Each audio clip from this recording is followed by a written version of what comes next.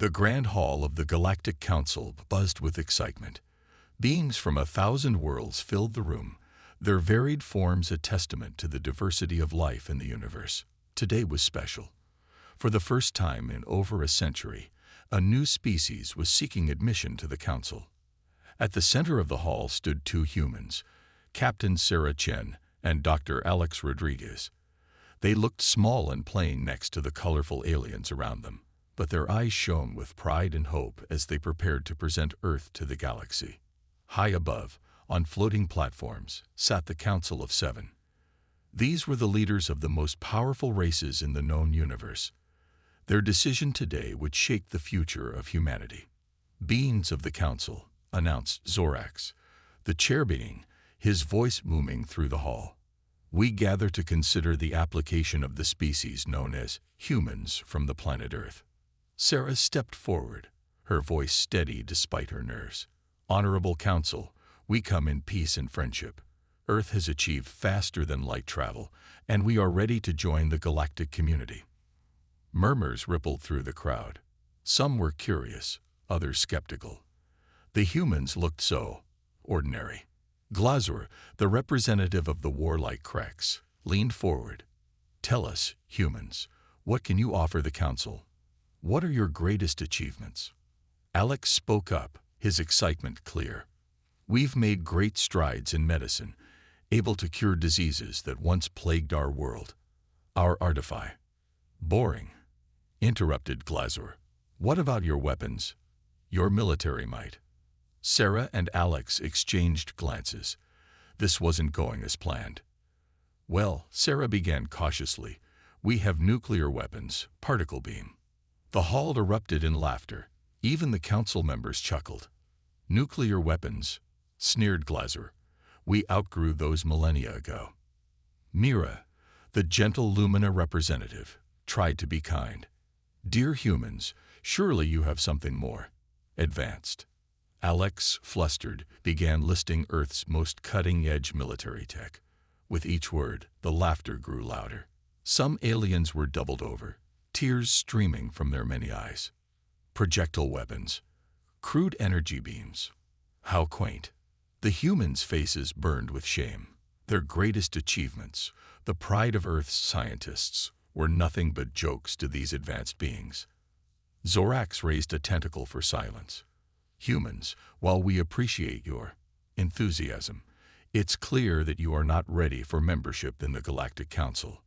"But," Sarah tried to protest, "your technology is centuries behind a galactic standard," Zorax continued. "Your weapons, which you seem so proud of, would be useless in any real conflict. For your own safety and the safety of the galaxy, we must deny your application." The words hit Sarah and Alex like a physical blow. All their hopes, the dreams of their entire planet, crushed in an instant. Glazur couldn't resist a final jab. "Come back when you've invented something beyond throwing rocks at each other." As the hall filled with cruel laughter once more, Sarah felt a spark of anger ignite within her. She stepped forward, her voice ringing out clear and defiant. "You mock us now," she declared, "but remember this day. Humans have faced challenges before. We've been underestimated and laughed at. But we always prove ourselves. Mark my words, Council. One day, you'll see what humans are truly capable of." Her words brought a moment of silence to the hall. Some aliens looked thoughtful, others dismissive, but none could deny the fire in Sarah's eyes. As the humans were escorted out, whispers followed them. "Such spirit. But spirit alone isn't enough. They'll never survive out here." Little did the Council know, their mockery had planted a seed of determination that would grow into something that would shake the very foundations of the galaxy. As their ship left the Council world behind, Sarah and Alex sat in grim silence. Their mission had failed, but a new one was just beginning. They would return to Earth, not in triumph, but with a burning resolve. Humanity had been challenged, and humanity would answer. The stars streaked by as their ship raced home, carrying a message that would change Earth forever. The galaxy is watching. It's time to show them what we can really do. The return to Earth was not the triumphant homecoming Sarah and Alex had dreamed of. As their ship entered Earth's atmosphere, they braced themselves for the difficult task ahead. News of their failure spread quickly. Governments around the world held emergency meetings. The public was in uproar. Humanity's dreams of joining the stars had been crushed, replaced by anger and humiliation. In Washington, D.C., Sarah and Alex stood before the United Earth Council, a body formed to represent all nations in cosmic matters. The room was tense, filled with the world's most powerful leaders.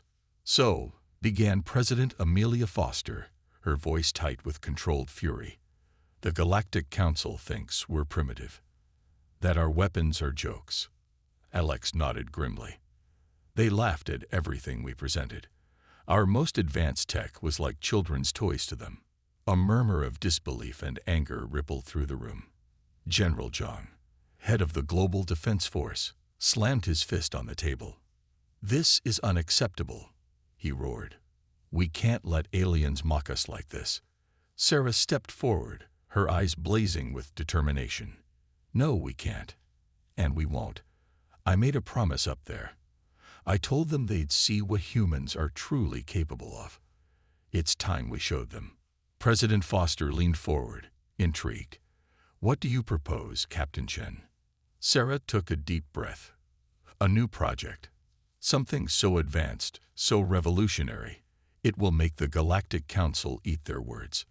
We pour all our resources, our best minds, into creating a weapon system unlike anything the galaxy has ever seen." The room erupted into discussion. Some were skeptical, others excited. Dr. Yuki Tanaka, the renowned physicist, spoke up. "It's possible," she said thoughtfully. "We've been working on some theoretical concepts that could be game-changing. With proper funding and global cooperation, we might achieve something extraordinary." President Foster stood, silencing the room. "Then it's decided. As of this moment, I'm authorizing Project Phoenix. Our goal, to rise from the ashes of this humiliation and create a defense system that will earn humanity its place among the stars." The next few months saw a flurry of activity unlike anything in human history. The world's top scientists, engineers, and military experts gathered in a secret facility deep beneath the Rocky Mountains. Dr. Tanaka led the research team, pushing the boundaries of physics. They explored quantum entanglement, dark energy manipulation, and concepts so advanced they lacked proper names. Alex found himself coordinating between scientific theory and practical application, bridging the gap between the impossible and the real. Sarah, with her experience in space, provided crucial insights into potential alien tactics and technologies. Progress was slow at first.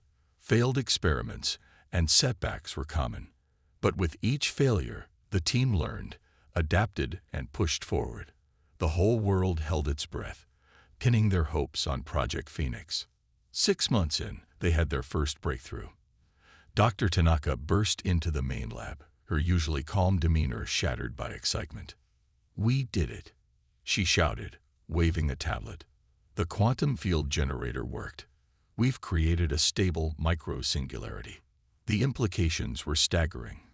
Control over gravity itself, the ability to bend space-time. It was just the beginning, but it was more than they had dared hope for so soon. As word spread through the facility, a new energy took hold. Eyes that had been weary with long nights of work now shone with renewed purpose. They were on the right track. In her quarters that night, Sarah looked out at the stars. Somewhere out there, the Galactic Council continued its business, probably having forgotten about the insignificant humans. She smiled to herself. "Laugh while you can," she whispered to the distant pinpoints of light. "We're coming. And we're bringing a surprise." Little did Sarah know, as humanity raced to prove itself, events were unfolding in the galaxy that would test their new weapons sooner than anyone could have imagined. The clock was ticking, and the fate of not just Earth, but the entire Galactic Council hung in the balance. While Earth worked tirelessly on Project Phoenix, a storm was brewing in the far reaches of the galaxy. The Xenphori, a race as ancient as they were aggressive, had awakened from millennia of hibernation. Their massive war fleets emerged from the dark space between galaxies, hunger for conquest burning in their cold alien hearts. On the Galactic Council's capital world, alarms blared through the grand halls. Emergency signals flooded in from a dozen border worlds. The Council of Seven gathered in haste, fear evident even on their alien faces.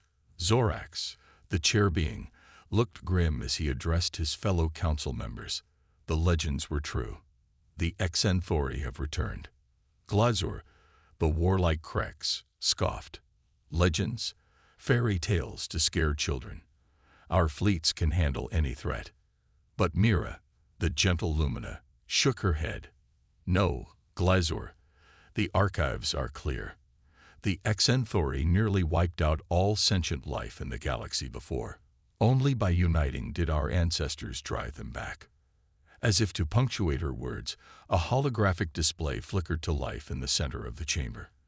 It showed scenes of devastation from the outer worlds. Entire planets lay in ruins, their defenses shattered like glass against the Xenphori onslaught. The Council watched in horror as a Xenphori battleship, a construct of dark metal and pulsing energy easily the size of a small moon, obliterated an entire defense fleet with a single shot. Impossible, whispered Glazor, his earlier bravado evaporating. Zorax turned to the others, his voice grave. We must act now. Summon all available ships. Every world must contribute to the defense fleet. For days, the galaxy was a flurry of activity. Thousands of ships gathered, forming the largest armada ever assembled. The Council was confident that this show of unity and strength would be enough to drive back the Xenphori. They were wrong. The battle, if it could be called that, lasted less than an hour. The Xenphori ships seemed to shrug off the most powerful weapons the Council forces possessed. Their return fire cut through advanced shields like they weren't even there. As the remnants of the defense fleet retreated in disarray, panic spread through the Council chambers. We're doomed, cried one representative. They'll be here within days, shouted another. Zorax struggled to maintain order. Please, we must remain calm. There must be something we can do. In the chaos, Mira's soft voice somehow carried across the room. What about the humans? A hush fell over the chamber. All eyes turned to her. The humans. Glazor spat. Those primitives with their toys. But Mira pressed on. We dismissed them, yes, but they spoke with such conviction. What if they've created something in the meantime? Something we overlooked. Zorax considered this. It seemed absurd, and yet, we have no other options. Send a message to Earth. Beg them for any assistance they can provide. Light years away on Earth, the team behind Project Phoenix was celebrating another breakthrough when the urgent transmission came through.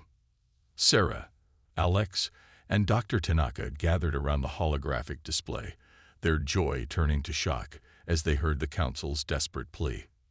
Xenphori unstoppable. Our weapons useless. Need immediate assistance. Fate of galaxy at stake. As the message ended, a heavy silence fell over the room. The three humans exchanged looks of disbelief and growing determination. Sarah was the first to speak. Well, looks like we'll be testing our new toys sooner than we thought.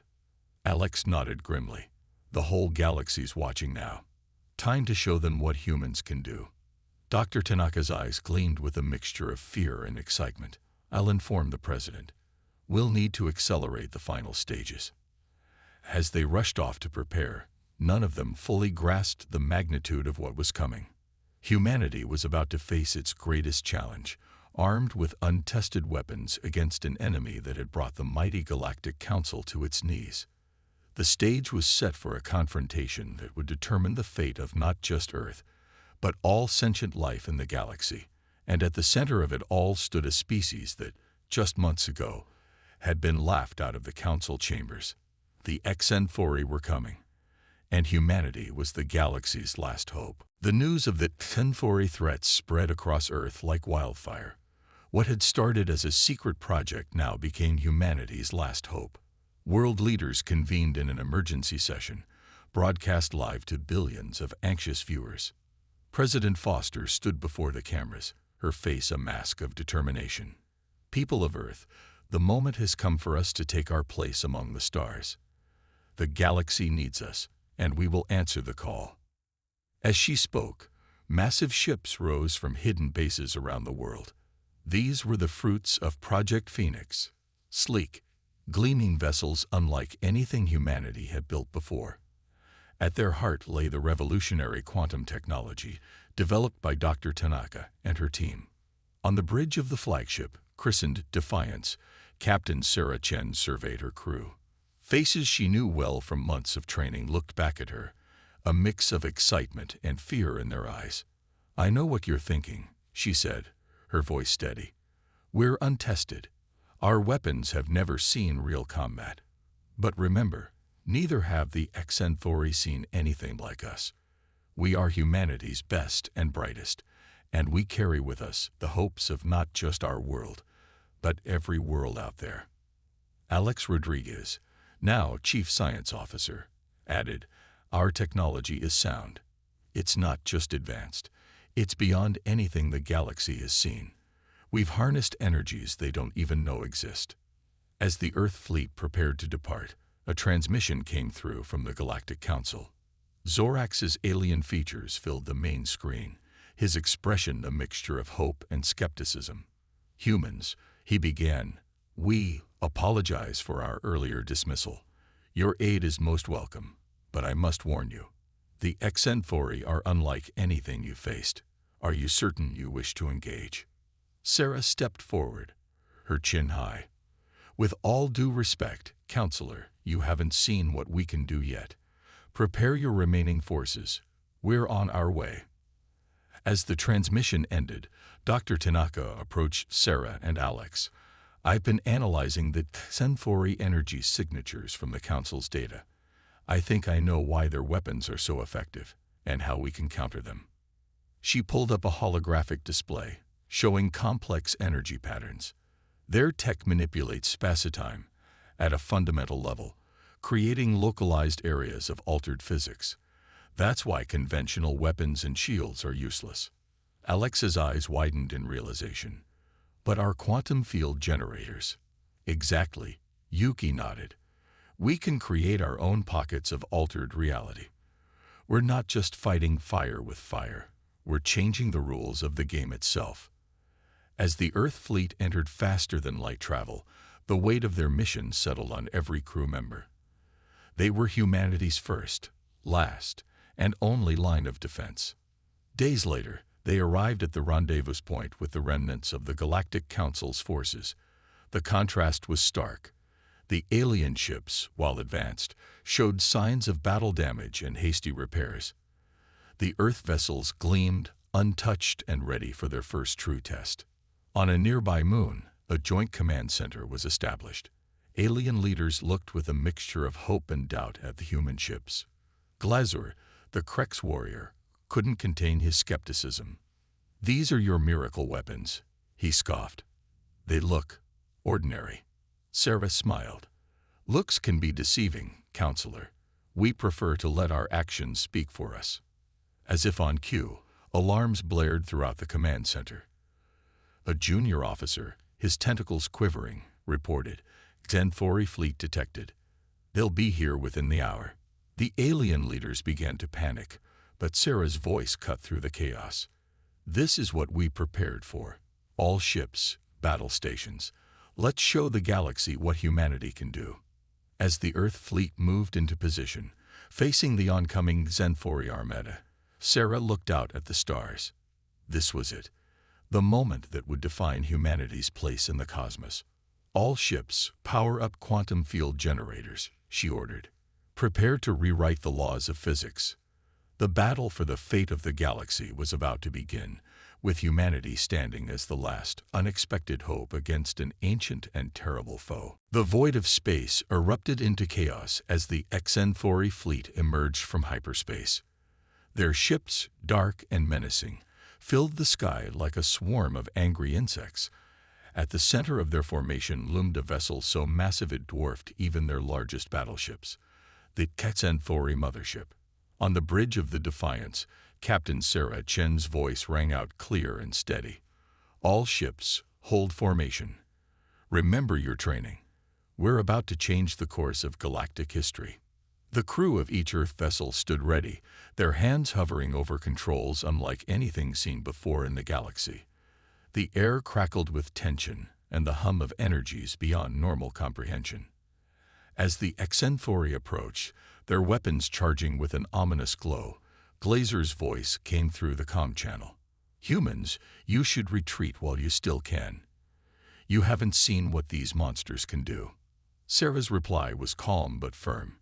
"Neither have they seen what we can do, Counselor. All ships, activate quantum field generators. Now." In an instant, the space around the Earth fleet shimmered and warped. It was as if reality itself was bending to their will. The HFY, sensing something amiss, opened fire. Their energy beams, which had torn through the most advanced alien shields like paper, met an unexpected resistance. As they entered the quantum fields generated by the human ships, the beams twisted, turned, and in some cases, vanished completely. A cheer went up across the human fleet. Their defenses were working. But the HFY were not so easily deterred. They pressed their attack, unleashing a barrage that would have annihilated entire star systems. The human ships rocked under the assault, their quantum fields straining but holding. "Return fire," Sarah ordered. "Show them what Earth can do." The human fleet responded with a dazzling display of technological prowess. Beams of energy that seemed to bend space itself lashed out at the HFY ships. Where they struck, reality warped and buckled. HFY vessels found themselves twisted into impossible shapes or partially phased out of normal spacetime. On the Defiance, Alex worked furiously at his console. "Sarah, I'm detecting fluctuations in their shield harmonics. If we can synchronize our quantum fields to those frequencies." "Do it," Sarah commanded. The next volley from the Earth ships was devastating. Quantum-tipped missiles phased through HFY shields as if they weren't there, detonating within the enemy ships themselves. Beams of concentrated quantum energy caused localized singularities to form, tearing HFY vessels apart from the inside. For the first time in eons, the HFY knew fear. Their unstoppable advance had been halted by a species they had never even heard of before. But the battle was far from over. The HFY mothership, thus far holding back, now moved into position. Its size was beyond comprehension, a construct that seemed to defy the laws of physics. "All ships, brace for impact," Sarah yelled as the mothership's main weapon began to charge. The blast, when it came, was like nothing the universe had ever seen. A beam of pure destruction, it carved a path through space, annihilating everything in its wake. Several human ships, caught on the edges of the blast, were vaporized instantly. But the Defiance and the core of the Earth fleet stood firm. Their quantum fields, pushed to the limit, bent the devastating energy around them. As the light faded, silence fell across both fleets. The HFY, for the first time in their long history, had failed to obliterate their target with a single shot. In the command center, the alien leaders watched in awe. Glazer, his earlier skepticism forgotten, whispered, "By the cosmic winds, they did it. They actually stood against the HFY." On the Defiance, alarms blared as systems struggled to recover. Sarah, her uniform singed and a trickle of blood running from a cut on her forehead, stood tall. "Damage report," she called out. As her crew responded, Sarah's eyes remained fixed on the HFY mothership. They had survived the first exchange, but the real battle was just beginning. The fate of the galaxy now rested on what would happen next. "All ships," Sarah's voice was steel, "prepare for counterattack. It's time to take the fight to them." The vastness of space became a chaotic canvas of light and energy as the battle raged on. The human fleet, though outnumbered, fought with a ferocity that surprised even their alien allies. Earth's ships danced through the void, their quantum fields bending reality itself to their will. On the bridge of the Defiance, Captain Sarah Chen barked out orders, her voice steady despite the chaos around her. Concentrate fire on their flanks. Don't let them regroup. Alex, monitoring the quantum field generators, called out, Sarah, we're pushing the generators to their limits. I don't know how much longer they can hold. As if to emphasize his point, a nearby human ship flickered and vanished, its quantum field collapsing under the Centauri assault. The crew watched in horror as it reappeared a moment later, twisted into an impossible shape by the laws of normal space. Sarah gritted her teeth. We need to end this now. Dr. Tanaka, any ideas? The scientist's fingers flew over her console. Maybe. Their mothership. It's not just big, it's wrong. Like it doesn't fully exist in our reality. Explain, Sarah demanded, ducking as a shower of sparks erupted from a nearby panel. I think it's partially phased into another dimension. That's why it's so powerful. It's drawing energy from somewhere else. Yuki's eyes lit up with realization. But that could be its weakness too. Alex caught on quickly. If we could force it fully into our reality, it might overload. Yuki finished. But we'd need to hit it with all our quantum generators at once. Create a field so strong it forces the ship to fully materialize. Sarah nodded, her mind racing. Risky, but it's our best shot. She opened a channel to the entire fleet. All ships, this is Captain Chen. Prepare for a coordinated quantum pulse on my mark. Target the HFY mothership. As the human fleet maneuvered into position, the HFY seemed to sense something was amiss. They increased their attack, desperately trying to break the human formation. In the command center, the alien leaders watched with bated breath. Glazur, the once skeptical Krex warrior, found himself cheering on the humans. Look at them go. Who would have thought these primitives would be our salvation? Zorax nodded solemnly. Indeed, we may have misjudged them greatly. Back on the Defiance, Sarah watched as her fleet fell into place. Ships were lost, brave crews sacrificing themselves to hold the line. But the formation held. All ships in position, Alex reported. Quantum generators at maximum output. Sarah took a deep breath. This was it. Their one chance to end the HFY threat once and for all. On my mark. 3, 2, 1. Fire. In that moment, the universe seemed to hold its breath. Every human ship unleashed the full power of its quantum generators, their energies combining into a single, overwhelming pulse. The HFY mothership, caught in the center of this reality-warping blast, began to change. Its shadowy form solidified, dimensions that were once hidden suddenly forced into view. The ship grew, twisted, parts of it seeming to turn inside out as it was dragged fully into normal space. A piercing shriek filled every communication channel, the death cry of a being never meant to fully exist in this reality. The mothership's hull buckled and tore, energies from beyond comprehension pouring out of the rifts. All ships, fall back. Sarah yelled, but her order was barely heard over the din. The Defiance shuddered as the shockwave hit, quantum fields flickering dangerously. For a moment, it seemed like the human flagship might share the HFY's fate. Then, as suddenly as it began, it was over. Where the mighty HFY mothership once loomed, there was nothing but a dissipating cloud of exotic particles. Silence fell across the battlefield. The remaining HFY ships, cut off from their leadership and source of power, began to retreat in disarray. On the Defiance's battered bridge, Sarah allowed herself a small smile. Status report. Alex looked up from his console, his face a mix of exhaustion and exhilaration. We did it, Captain. The HFY fleet is in full retreat. The Galactic core is safe. As the news spread, cheers erupted across the human fleet and in the alien command center. Against all odds, humanity had turned the tide. The galaxy, it seemed, would never be the same again. The Grand Hall of the Galactic Council, once a place of mockery for humans, now buzzed with excitement and anticipation. Beings from across the galaxy packed the chamber, all eyes fixed on the center where the Earth delegation stood. Captain Sarah Chen, Dr. Alex Rodriguez, and Dr. Yuki Tanaka stood tall, their faces a mixture of pride and humility. They wore their slightly singed uniforms like badges of honor, silent testaments to the battle they had just won. Zorax, the chair being of the council, raised his tentacles for silence. The room hushed immediately. Beings of the galaxy, Zorax began, his voice echoing through the hall.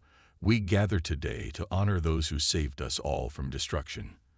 The humans of Earth, once dismissed as primitives, have proven themselves to be not only our equals but in many ways our superiors. A murmur of agreement rippled through the crowd. Many of the alien representatives nodded. Some even applauded. Zorax continued. In light of their incredible achievements and sacrifice, the Council unanimously votes to offer Earth full membership in the Galactic Council, effective immediately.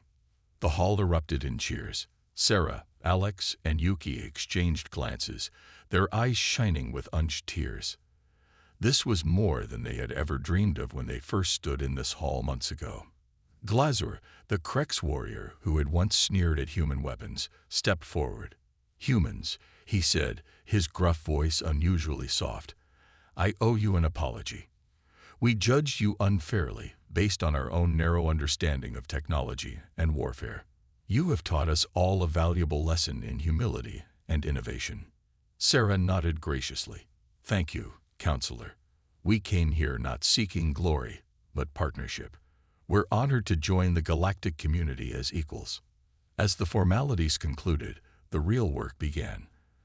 The galaxy was forever changed, and a new era of cooperation dawned. In the weeks that followed, teams of human scientists worked alongside alien researchers, sharing the secrets of quantum field manipulation.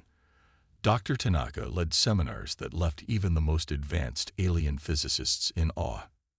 Alex found himself heading a new galactic defense initiative, combining the best of human ingenuity with alien technologies to create safeguards against future threats. But it wasn't just in science and defense that humans made their mark. Earth's art, music, and culture spread across the stars, bringing new vibrance to alien worlds. Human adaptability and creativity became prized traits throughout the galaxy. Not everything was smooth sailing, of course. Some alien races viewed the rapid rise of humanity with suspicion. Others sought to exploit Earth's new technologies for their own gain. But for each challenge, the unified galaxy found a solution, with humans often leading the way in diplomatic innovation. 6 months after the battle, Sarah found herself standing on the observation deck of Harmony Station, a massive space habitat built through a collaboration of a dozen species, including humans. She watched ships from across the galaxy dock, exchanging goods, ideas, and cultures. Alex joined her, grinning as he watched a group of alien children play with a human-designed holographic game. Can you believe it? He said. 6 months ago, we were the laughingstock of the galaxy. Now look at us. Sarah nodded, her eyes on the stars beyond. We've come a long way, but this is just the beginning. There's so much more out there to explore, to learn, and to protect, Yuki added, joining them. She held up a datapad. The Council just approved our proposal for a galactic early warning system. We'll be able to detect threats like the Xenthori years in advance. As they stood there, watching the bustle of interstellar activity, Sarah felt a deep sense of pride and purpose. Humanity had not only found its place among the stars, but had become a beacon of hope and progress for the entire galaxy. You know, Sarah said, a smile playing on her lips, I almost want to thank the Council for mocking us that first day. Without that push, we might never have reached so high. Alex finished. Yuki laughed. Well, let's not tell them that. We don't want to encourage more mockery. As the three friends shared a laugh, a new ship docked at the station, the first vessel of the joint human-alien exploration fleet. The next great adventure was about to begin, with humanity leading the charge into the unknown.